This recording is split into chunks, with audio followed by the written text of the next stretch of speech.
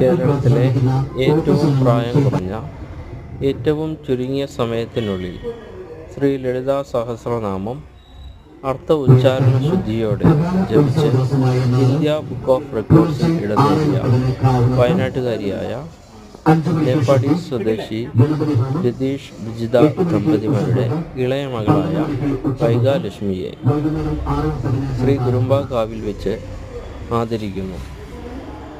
19 minute കൊണ്ടാണ് കുമാരി വൈഗാലക്ഷ്മി നാമജപം പൂർത്തിയാക്കിയത്.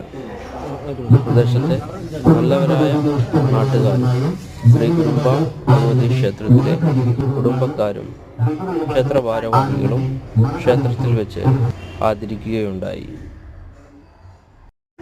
കേരളത്തിലെ ഏറ്റവും പ്രായം കുറഞ്ഞ, ഏറ്റവും ചുരുങ്ങിയ സമയത്തിനുള്ളിൽ ശ്രീ ലളിതാ സഹസ്രനാമം പഠിച്ച് അർത്ഥ ഉച്ചാരണ ശുദ്ധിയോടെ നാമജപം പൂർത്തിയാക്കി ഇന്ത്യ ബുക്ക് ഓഫ് റെക്കോർഡിൽ ഇടം നേടിയ 4 വയസ്സുകാരിയായ വയനാട് മേപ്പാടി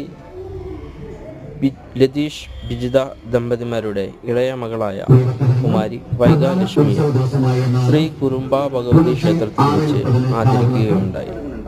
പ്രദേശത്തെ നല്ലവരായ നാട്ടുകാരും കാവിലെ കുടുംബക്കാരും ക്ഷേത്ര ഭാരവാഹികളും കുമാരി വൈഗാലക്ഷ്മിയെ ആദരിക്കുകയുണ്ടായി.